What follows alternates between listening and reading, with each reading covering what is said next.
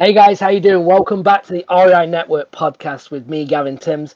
Today is definitely a special episode. I'm super excited and honored to have this guy on. He's an author. I guess he's the GOAT, really, of our industry. I don't know if he likes being called that, but that's what he is to me and a lot of people in our industry. And again, I'm thankful to have him. So without any further ado, I'm going to bring him over. Here he is, Mr. Robert Allen. Bob, how you doing? Oh, very good, Gavin. So glad to be here with you. I appreciate it. We met in Key West probably Yes. 3 months ago now. Yeah.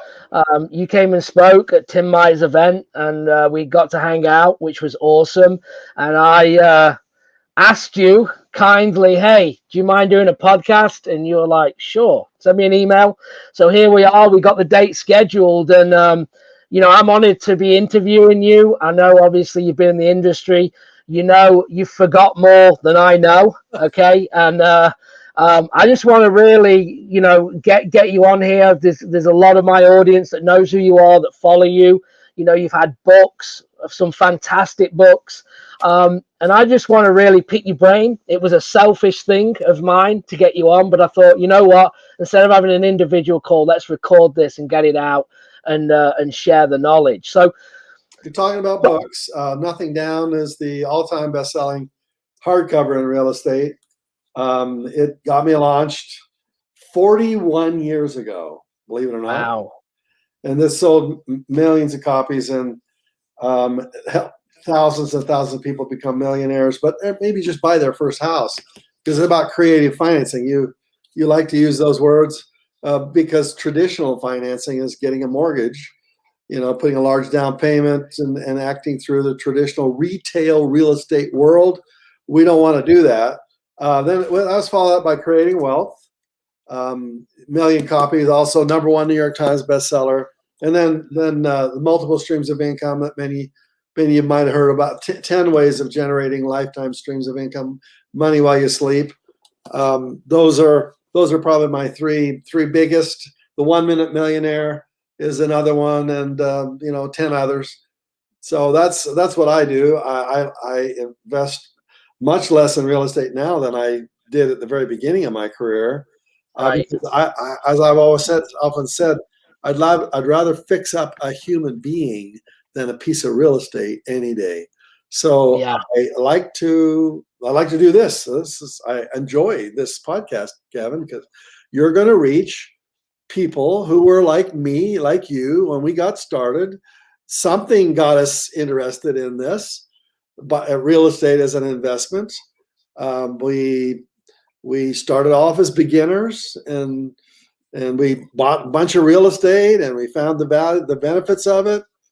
And Yep. then when I wrote my book, and I started getting letters of people who said, well, I use this technique, I use that technique, this worked, I made this amount of money, I'm now financially free, I've now made $1 million, I've now made 100 million. Yeah, literally, I have students who, I was on the phone with one just a few minutes ago, who has a net worth of about $50 million over the last 10 years, just starting, and so that's what I do. Yeah, no, it's pretty amazing, and I look at now, like, the resources available to me, right? When I got into the business, I don't know now, 7 8 years ago, and came over from England, didn't know anything about real estate, got given an opportunity that I took with both hands. But I look at the resources available then, and I look at the resources now. I mean, there's so much like podcasts like this that wasn't there back in the day. So when you were doing this 41 years ago, I mean, what was it that? How did you kind of get started? What resources was you using to get going? Well, 2 books, and so it starts with books, and then went to some seminars, expanded my knowledge from seminars, started to network with people who were doing it, got some mentors, some paid mentors, some mostly free mentorship. The first 2 books that got me started was Think and Grow Rich, and How I Turned $1,000 into $1 million in Real Estate in My Spare Time by William Nickerson. Those two books, they kind of got me started. Now today, Think and Grow Rich is sold about 100 million copies since it was published in 1937. And if you haven't have that part of your library, then I'm going to give it to everybody who's watching today. I'm just going to give you the digital book and the audio of the entire book that I recorded in my voice. I'm going to give it to everybody, because if it's not in your library, it should be. It is the granddaddy. It's the goat of the success mindset books. It's the goat. If you don't have that in your library, you're not smart. So you just go to robertallen.com, ROBERTALLEN, and sign up at the opt-in page, and I'll send you links to download the entire thing. And That's awesome. That's all I promote there. I just like to give that book away. Got me started. Then I went to some seminars. I went all over the country, spent thousands of dollars going to seminars. Then I started to teach seminars, and I did in my own little hometown of Provo, Utah. I went to BYU as a student, and when I graduated, I couldn't find a job. There was a bad recession at the time, and so I had those two books, and I thought, well, my dad gave me $1,000 for my graduation present, so I'm going to take that $1,000 and I'm going to do what the book title said, So I bought a property, and then I bought 2 and 3 and 4 and 5, 6, 10 and 12, and I became a millionaire, never having gotten a salary job, even to this day, frankly. Never having gotten a salary job, but my first million took me, I never really know exactly. It's less than 5 years, probably 3 to 4 years. I watched the net worth grow up. So that's what got me started, and then I started teaching. I found I love to teach. It's my gift. It's what I do. Yeah.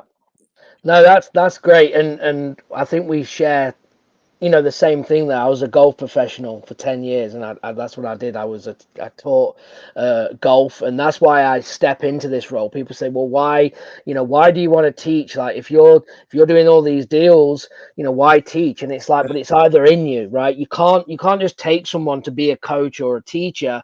It's either built in you, in my opinion, right? Yeah. And I get more from taking somebody that's never done a deal or believes they can't do it, and then changing that mindset and doing their first deal and developing, like you just said, into 2 deals to 10 deals to $100,000 a month. That rewards me more than anything I can do in my business personally, as a fulfillment for me. I never believed it. I thought I didn't really understand how much joy you can get when you get a letter from somebody. And I've got letters from all around the world who picked up a copy of Nothing Down. One of my favorite stories in Japan, a guy was living in the park, homeless, and went to a used bookstore and found a copy of Multiple Streams of Income. Okuman Choja is what they call it in Japan, and read the book in the used bookstore. It was too much money for him. He didn't have enough money to buy it in the used bookstore. So he went and found another book that had a cheaper price tag on it and switched price tags. So it was like $1, and he bought Multiple Streams of Income, this one, and so he's a multimillionaire today. He's one of my business partners in Japan. Believe it or not, how you network with some people like that. And it gives me such joy when somebody used it and did it and then changed their life. When you change one person's life, you change a generations of lives. So for your viewers here, why are we telling you this? You might say, well, why are these guys talking about teaching other people how to do this? Why are they doing that? Because Gavin and I have learned that when you teach it to somebody else, you get it better yourself. That's the first reason. Second reason is you're eventually going to do what both of us did. Both of us share information with a private, small, select group of clients that we work with. Sometimes it's millions, sometimes it's 50,000, sometimes it's 10,000, sometimes it's 100, sometimes it's one. So yeah, we generate revenue from that. We don't. So when I started in my first couple of, my first million, I was buying it highly leveraged, which means your cash flows are really tight. So I did a real seminar on the side to generate another couple $1,000 a month, just to kind of help flesh out some of my cash flows for the real estate I was doing. And I found out that I like to do that better than the real estate. However, I still continue to do both. Got a little seminar in my city, and I invited 100 people to come, and 100 people came and spent about $100 a piece. And this was in 1978, so this is a while ago. And 100 people times $100 is $10,000. Now, for everyone there, it's $100. It's nothing. It's nothing. But for me, it was $10,000 for that weekend, and that's serious money. Even Absolutely. 35 years ago, that's serious money, and even today, that's serious money. So it generated this extra little gush of cash flow, and so I like to teach, and I learned from teaching. Whatever I taught, I could do better. And therefore, I ended up with multiple streams of income, which eventually some of you who are watching this now will do the same thing. First, you need to learn how we do it, because it's a separate stream of income. Yep. Real estate has its systems. Information marketing has its systems. The internet has its systems. Stock market has a system. Everything has a system. Like multiple streams of income, there are 10 specific systems that I talk about in this book. Infopreneuring is one of those systems, and how you do it. A lot of people always ask me, do you make more money teaching people than doing the real estate yourself? And the answer is yeah, like 1,000 times more.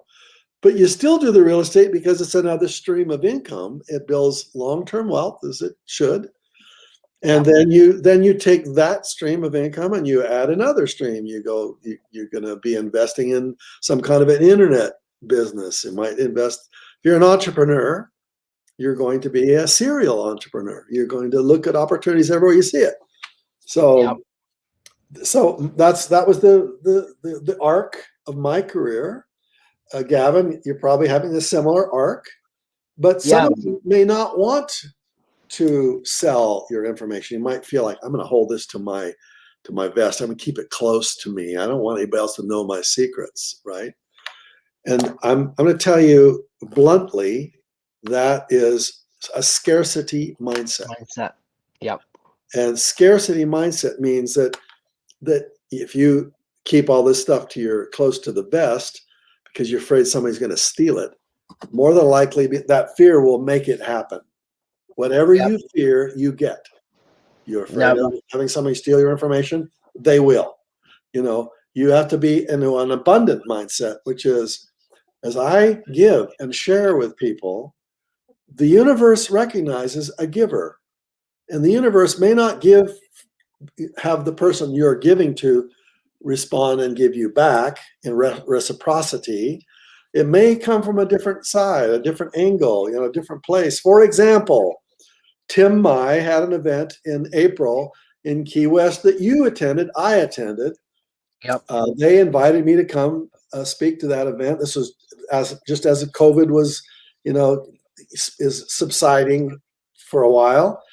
And I thought, I don't know if I want to go. I don't know who these people are.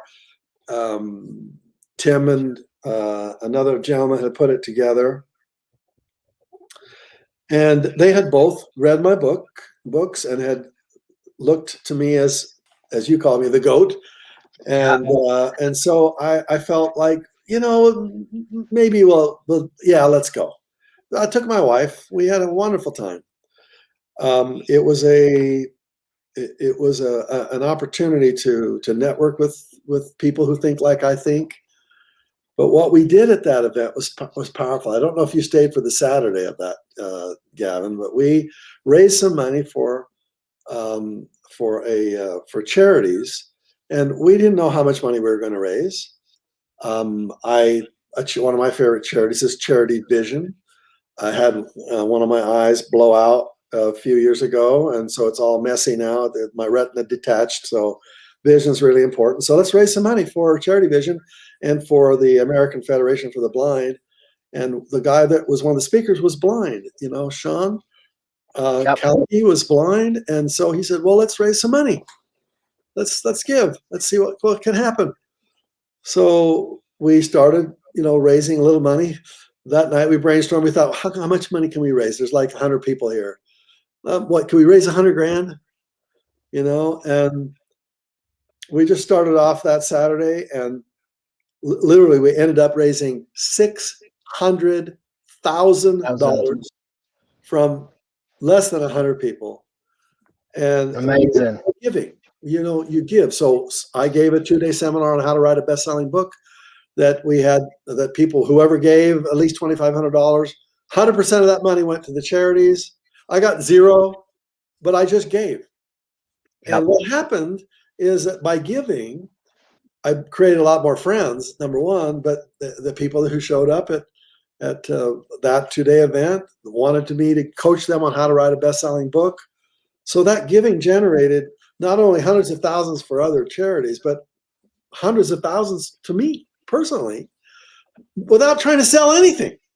You're just by giving. So I want all of you to just realize that if you want to create wealth, model really wealthy people, and you'll find almost to a person, they are massive givers. And almost, if you look at poor people, almost to a person, they say they don't have enough money, so they don't give any money, but they wouldn't even give it if they had it. You have to be a giver. If you give a little, you give a lot, you just be a giver. The universe rewards you for that. Yeah, no, 100%. That's really good. One of my main words that I use is collaboration, right? And I think doing things in pairs and twos and threes and tens and hundreds, of you just said, you're more powerful as a unit, right, than on your own.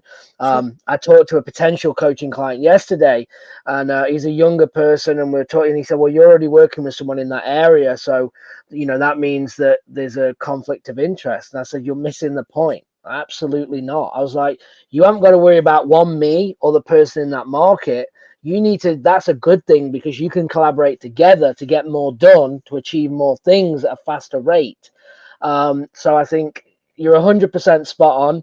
And it's amazing to listen, because you talk about wealth, right? And I've been in a lot of what we do is, yes, it's we do deals with no money down, as you taught, right? And you can get cash flow, but also a lot of what I do is transactional. Okay. And it was only when I was I'm in quite a few masterminds as well, and the guy said, do you track your net worth? And I was like, no, I mean, I make good money and I do what I need, I do what I want, and I give, and I do all these things. And he's like, but you don't track your network. I was like, I don't know. I have no idea. So then he starts explaining it to me. And I'm like, this is insane. How am I not tracking this? And now it becomes a game, right? It becomes literally a game of getting your net worth up. Like when as I told you before we started, I'm sitting in my RV right now in Michigan, and we just bought a house. It was in the family that me and my wife have just paid cash for. But straight away from the moves we've made, even though I've put money in, my net worth has gone up because of the equity in the house that's there. Right. And it becomes a game. How do you get your net worth up? So anyway, I mean, you've obviously been doing this for years. So you've mentioned wealth a lot. So do you track things like this yourself? I used to. Right at the very beginning, I would take the equities and the property I bought, and I have these little charts that show, 100,000, 200,000, 500,000, 800,000. And I remember when I cracked the million, I was really pretty excited about it. But when you get into a different arena, sometimes it's hard to really determine what the value of some of the things are. What is the value of my intellectual property, for example? Yep. I have streams of income coming in from royalties, but my name can be used in lots of other ways. You get to be a little more famous.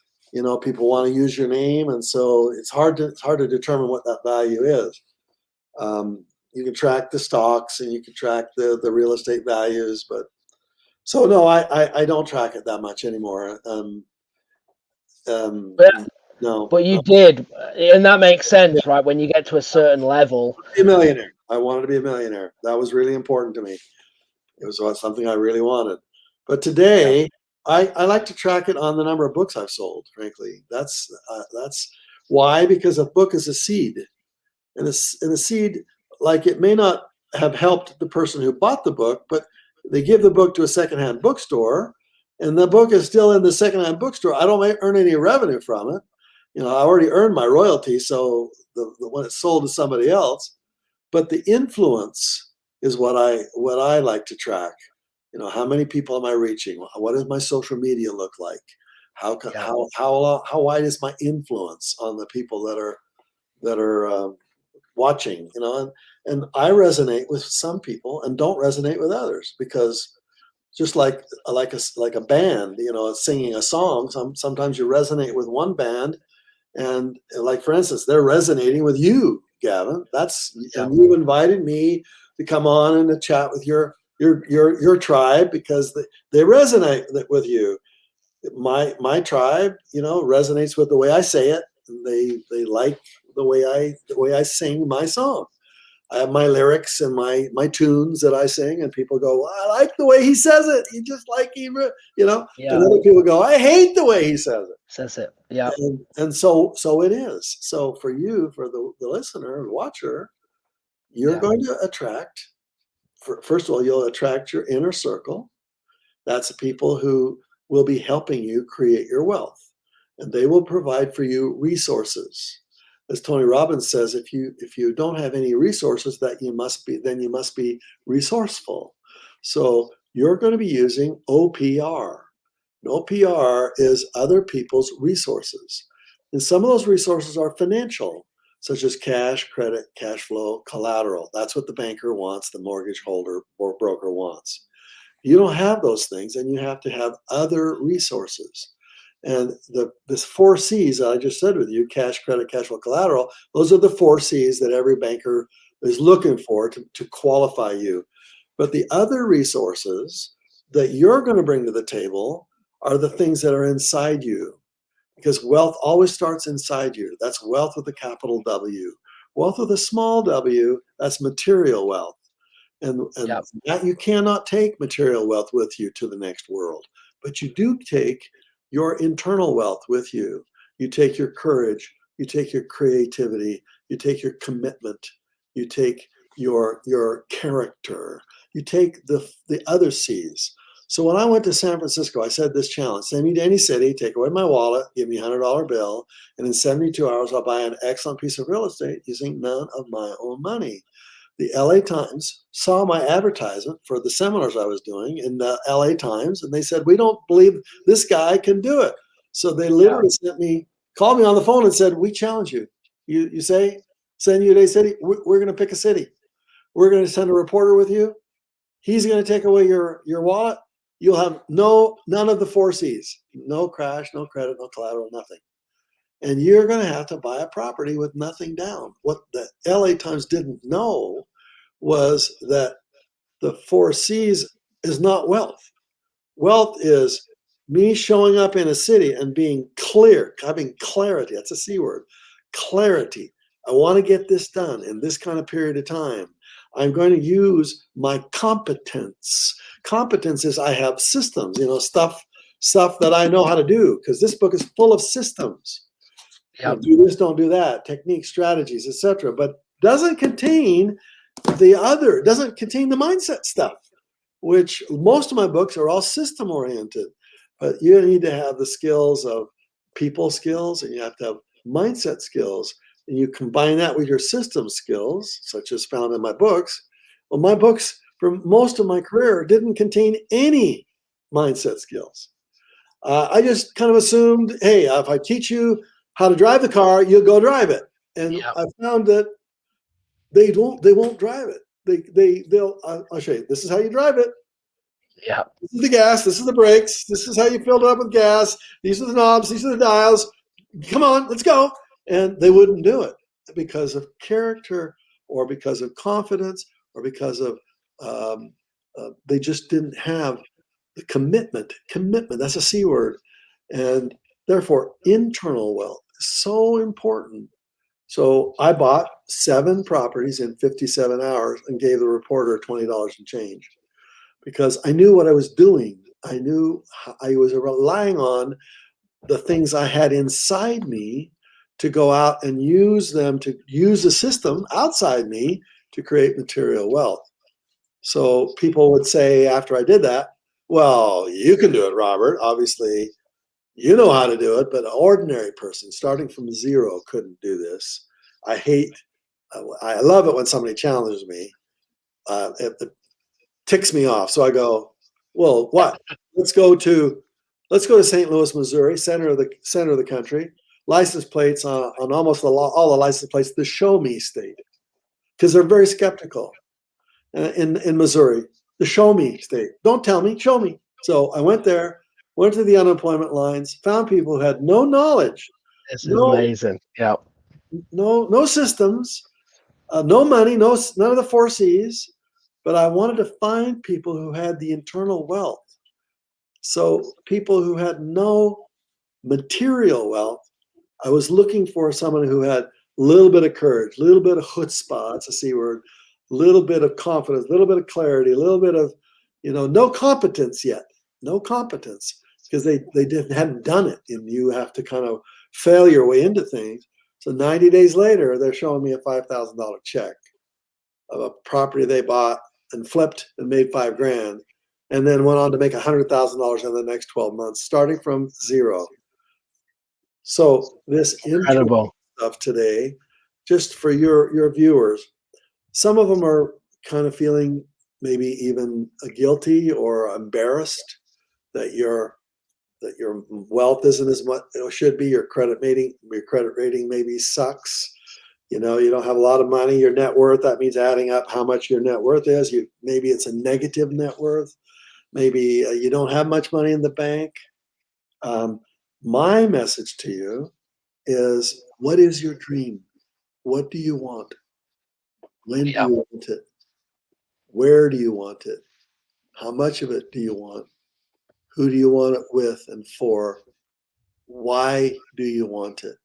Those are 6 questions before you ask the how question. Most people just ask it opposite. They ask you, what's the how question first? Like, how do I find property? How do I Yeah. find that property?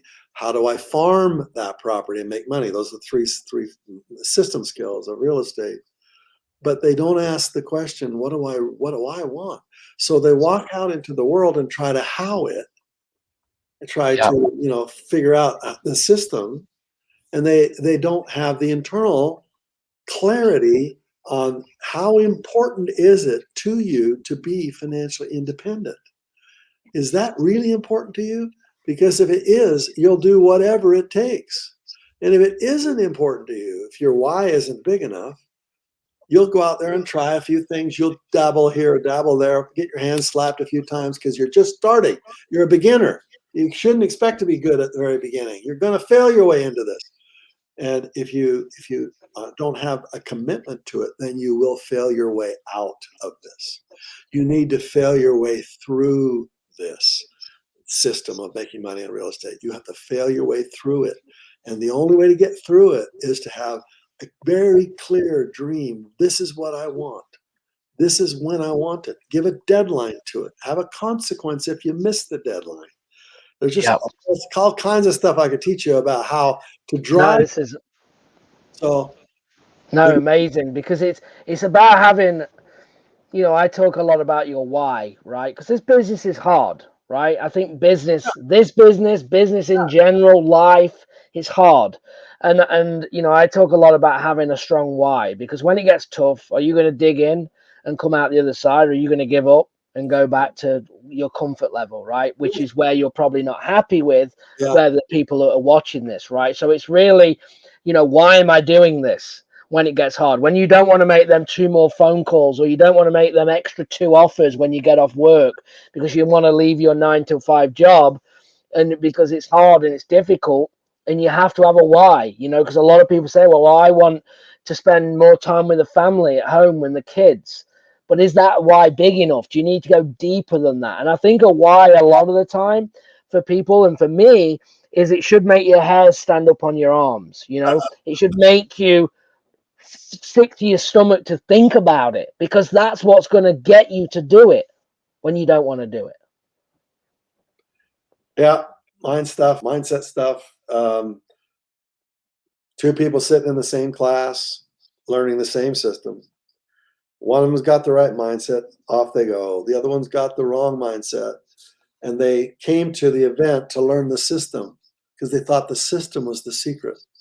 Yep. Systems are cheap. You can go find a used copy of any of my books for $1 on Amazon, online. It's cheap. System knowledge is cheap. Mindset knowledge is what you get a mentor for. Yep. And what you join a mastermind for. You need to hang with people who think in a different way. You need to absorb that from them. And we are trained in our country by employees to be employee minded. Teachers are employees. They have a Yep. steady job. They don't want to make small, slow money for a long period of time. They want security. They want safety. Why would you allow somebody like that to teach an entrepreneur? They don't get us. They really don't get how we are risk oriented, because we want to make big, fast money. That means 5 years or less. Yeah. They want to make small, slow money. And so we are totally on the different wavelengths. So when we start showing off as our natural entrepreneurial DNA, they tell us we can't do it, or why are you doing it this way? Why don't you go get a job? They are trying to teach us what they don't understand, and we have been trained that way in our society. There are no entrepreneurial schools for public education from the kindergarten through college. It's all training you to get a job, which is the last thing you want. You want, yeah. I want Absolutely. that. Your mobile home, your motor home, traveling around the country with your family, where nobody can tell you when or where or whatever to do, or how much money to make. So jobs are, you earn small amounts of money, an increase in your salary. Isn't that wonderful? You get another 3% this year. You get your cost of living in. You don't want a cost of living. You want to make 5,000% increase, not 5%. So this is the way we think, and that's why you have to hang with people, because the rest of the world, you're walking down the street, they're all employees. They don't get us. They think we're nuts. Because we are nuts. This is the way we are. Thank you very much. And it's great, and we love it. We love being nuts. That's great. One last thing, 'cause I know we're coming up to time here, and I really appreciate your time, and this has been fantastic. When you went to the unemployment line, right? You picked 2 or 3 people out. Did you interview them, like in terms of ask them questions? Did you actually go, "You're not going to make it. You're not going to do it"? Did you do that, or did you just pick 3? Yeah. So when I talk about you have to fail your way through it, so we chose people who were willing to fail their way through it. We interviewed them when they came down the aisle with their application. If they didn't look me in the eye, if they didn't have the confidence, at least look me in the eye, let me know they wanted it. If they looked down and looked a little nervous, I put their application in my left hand. If you look me in the eye, like, I want this, I put their application in my right hand. That was the first cut. They didn't know it. They still don't know it to this day. The people in my right hand, we interviewed, and we interviewed all of them. There were, a couple dozen, and we interviewed them and selected the ones we thought were a bit better. There were 11, I think. that we interviewed, eight or 9 or 10 or somewhere there. All the rest of the people, when we put the sheet up on the wall to show who had made the cut, the people who had not made the cut, whose name did not appear, we made it, they would get back on the list if they just said, are you sure you made the right decision? Yeah, But sell none me of on it. them, all of them took the first rejection and left. Goodbye. The 8 that we did select, we interviewed that night again with the mayor of St. Louis, Missouri, the ex-mayor, Mayor Pelker. And all 8 of them, we found out who we thought would be the best. We rejected all 8 of them. But 3 of them would not be rejected. And they contacted me back. They said, are you sure? Can I just be at the back of the room? I'll be the water boy. Just let me be in the back of the room. Those 3 made the cut because we cut them all and they put themselves back on the list. So that's what life is all about. If they can't make the first cut, they can't handle the first rejection. Goodbye. Next.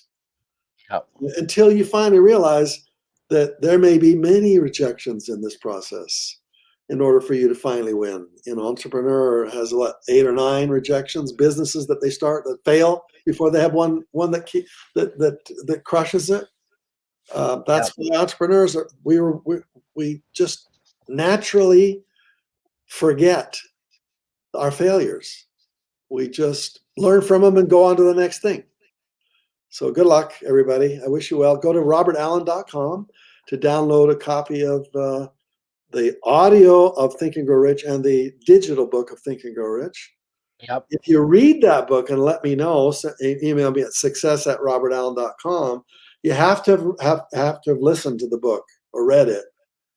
And then if you qualify to have done it, then I'll send you another book. It's the mindset book. It's called The 4 Maps of Happy, Successful People. You can get it on Amazon, but if you read the first, Think and Grow Rich, and I know you'll study it, you'll do it, then I'll give you the next one. Yep. 4 Maps of Happy, Successful People, the system for how you think so you can do anything you want. All right? Love it. See you, Absolutely. I appreciate it. Sorry. Have a nice day. See everybody. God bless. Appreciate it. Thank you so much. So, guys, you have your marching orders again from Robert G. Allen himself, and this is a huge opportunity for me and you guys that are listening to us. Whether you're listening on the YouTube or on the podcast, make sure you like and subscribe. Let us know what you think. If you're watching us on YouTube, sorry if the video is a little choppy, but the audio should be good. And again, follow them instructions and do. Why did Robert just say, if you watch or listen to the first book, email me at this? Because he wants to disqualify you. He wants to make sure that you're actually going to do these steps. Yeah. And that's what we are talking about. There is a point to that. And that's what this whole thing has been about. So make sure you do that. And again, I appreciate it. If you're interested in working with me, guys, go to reinetwork.com/join. We'll have a conversation. Robert, thank you. I appreciate you so much. You are the OG. You are the GOAT of our industry. And again, a lot of my teachings come from you. So thank you. And again, have a great rest of your day as well. Thank you so everybody. much. God bless. Bye-bye. Bye. Bye-bye.